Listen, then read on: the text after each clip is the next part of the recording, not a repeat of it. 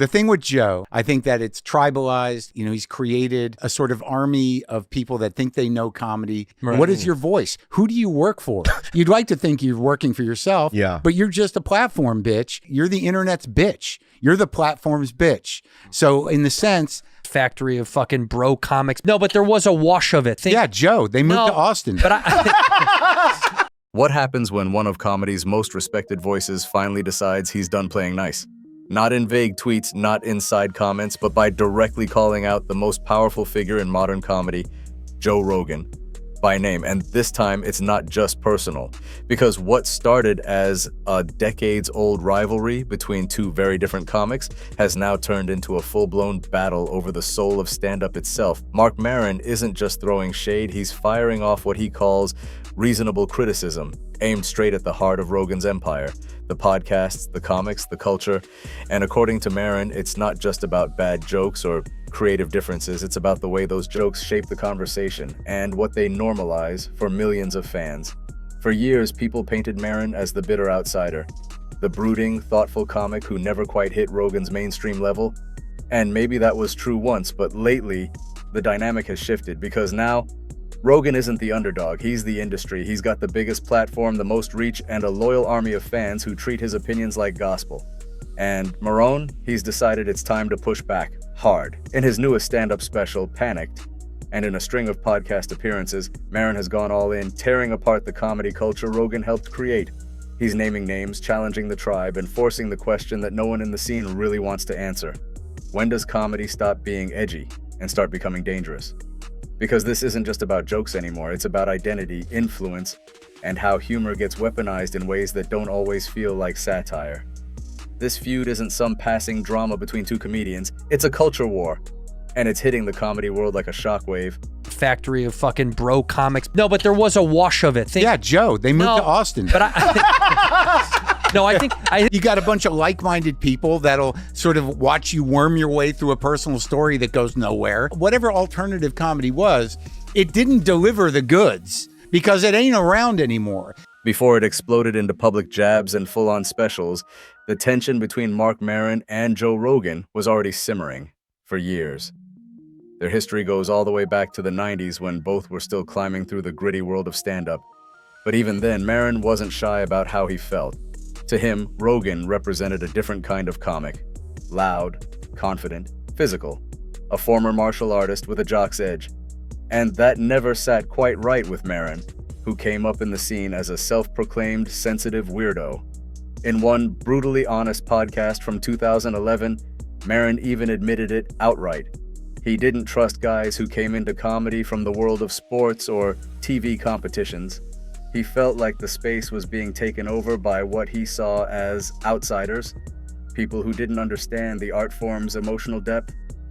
Rogan, of course, disagreed. To him, comedy was an open field. If you could make people laugh, you belonged, period. That clash of values never fully died down, it just went quiet.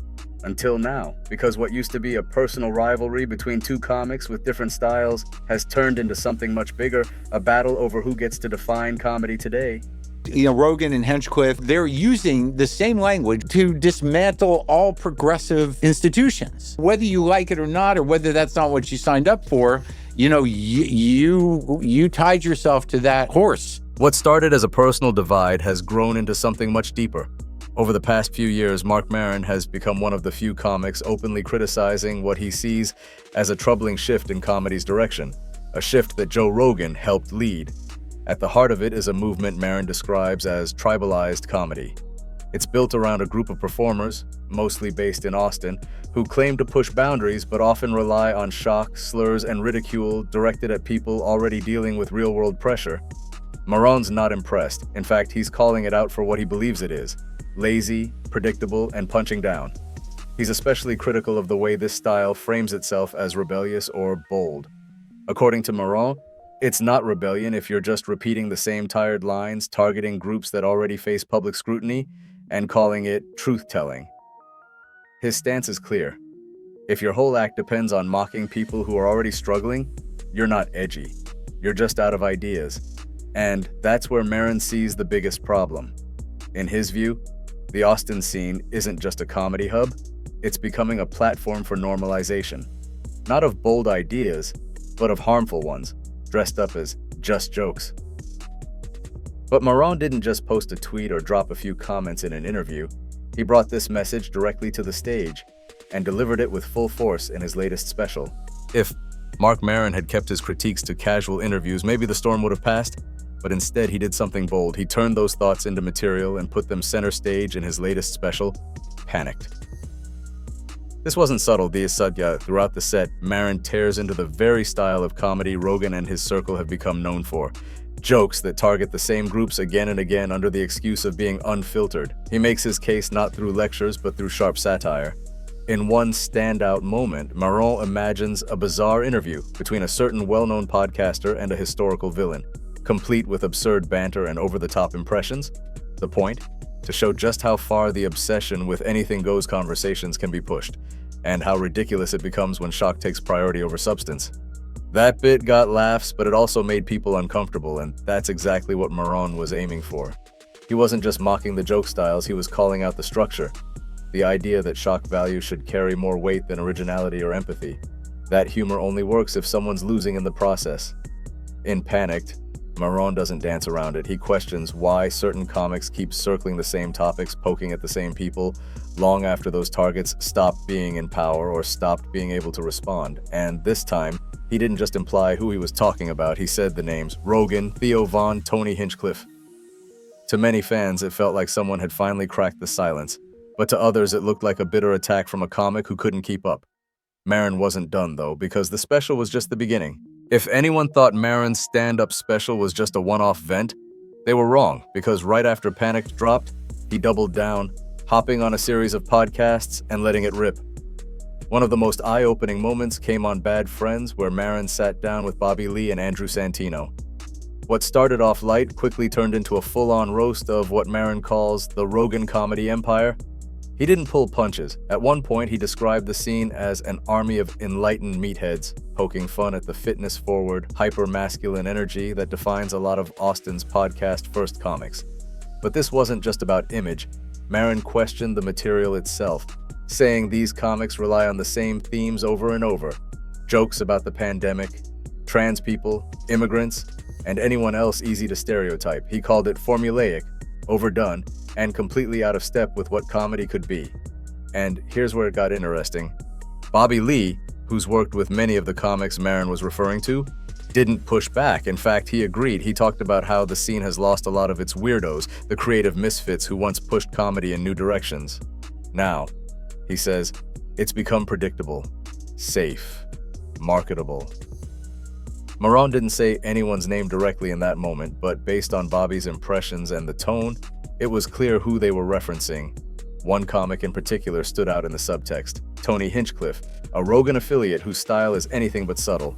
Maron and Bobby didn't just critique the content, they critiqued the attitude, that energy of, I left LA, I'm killing it in Austin, as if leaving a competitive scene for a friendly echo chamber is some kind of upgrade. To them, it wasn't evolution, it was retreat disguised as rebellion. But for Maron, the issue wasn't just the comedy anymore. He started to connect the dots between these jokes and something far more serious. For years, the battle between Marc Maron and Joe Rogan could have been dismissed as a creative clash. Two comics with different worldviews and different audiences, but lately Maron's message has shifted. It's no longer just about bad jokes or tired material. Now he's talking about real-world consequences. In a recent interview on Vulture's podcast, Maron pushed his argument even further, tying Rogan's circle of influence to something much bigger than comedy. He claims that what started as edgy humor or anti-mainstream commentary has helped fuel a much more aggressive push in politics, and not in a subtle way.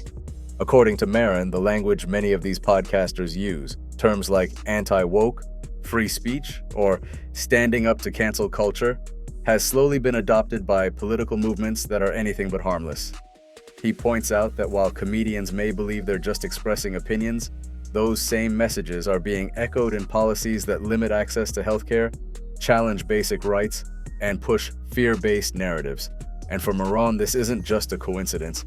He believes that whether they intended to or not, comics like Rogan and his affiliates have amplified a worldview that's now being used to justify real changes in law and public perception, particularly against marginalized groups.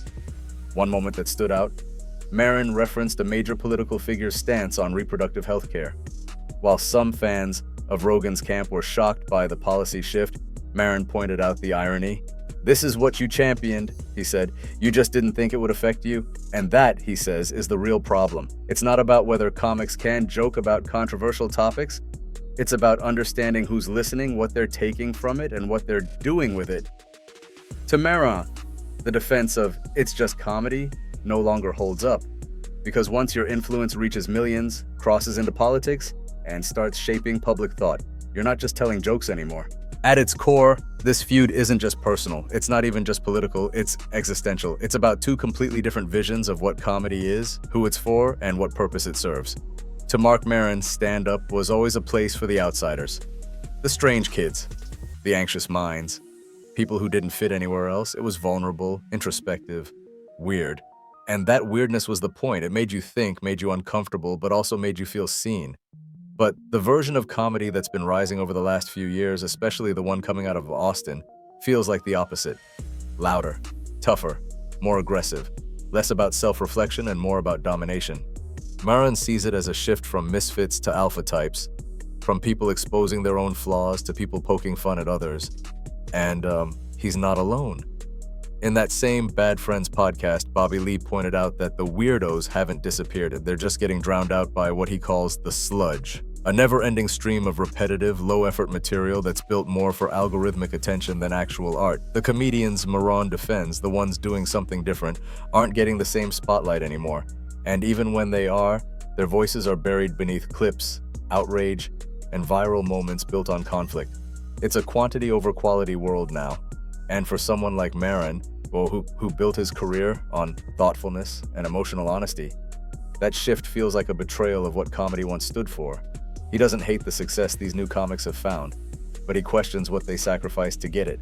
Let's be honest, this question has followed Marc Maron for over a decade. Is he speaking truth, or just bitter? To many fans, it's always felt like a rivalry between two extremes. Joe Rogan, the brash, ultra-successful media giant with millions of fans, a massive platform, and undeniable cultural pull. And Marc Maron, the introspective comic respected by peers but operating on a smaller, quieter wavelength.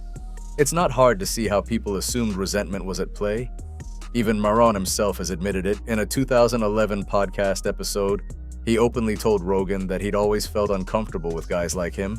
Athletic, confident, almost too comfortable on stage. To Maron, comedy was supposed to be raw and awkward. Guys like Rogan, in his eyes, didn't belong. "Why are they here?" he asked. And back then, Rogan responded with a kind of calm indifference, brushing it off as just insecurity or misunderstanding. But fast forward to now, and the tension feels different. This time it's not about style or personality. Maron says his critiques are no longer rooted in resentment. They're about impact. He calls it reasonable criticism, pointing to real trends, real consequences, and what he believes is a troubling shift in how comedy influences culture. The irony? For years, people claimed Maron was just jealous of Rogan's popularity. But now that Rogan holds so much power, and his circle influences everything from public discourse to political stances, some of Maron's old warnings suddenly seem a lot less personal and a lot more prophetic. Still, the question lingers. Is this just a frustrated comic shouting into the void, trying to stay relevant? Or is it the one person finally saying what others in the industry are too scared to admit? Maybe it's both. Maybe that's what makes it stick. So at the end of it all, what are we really looking at? Is this just two comics with a messy history, airing their differences in public? Or are we watching something much bigger? A full-blown collision between two competing visions of what comedy is even supposed to be. On one side, you've got Joe Rogan and his crew. Raw, unfiltered, dominant, and massively influential. They've built a new empire of comedy that's fast, loud, and unapologetic. On the other, there's Marc Maron, a veteran voice calling for depth, honesty, and accountability. A comic who still believes that jokes can be more than just content. They can be commentary, connection, and maybe even change. It's more than a beef. It's a battle over identity, over values, over who gets to hold the mic, and what they choose to say with it. And the wildest part? They both have a point. Rogan's audience isn't going anywhere. Neither is Maron's. But the space in between them, The tension, the conversation, the uncomfortable questions, that's where comedy lives right now. So whether you agree with Maron's reasonable criticism or roll your eyes at it, you've got to admit, he's forcing the conversation. And in a scene where most people play it safe, that alone makes him worth listening to. Is Maron speaking truth, or is this just bitterness in a new disguise? This one's not over. If you enjoyed this video, make sure to leave a like and subscribe to Stars and Hypes so you don't miss what's coming next. I'd love to hear your thoughts on how things will continue. Drop them in the comments below. Thanks so much for watching, and until next time, take care and have a great day.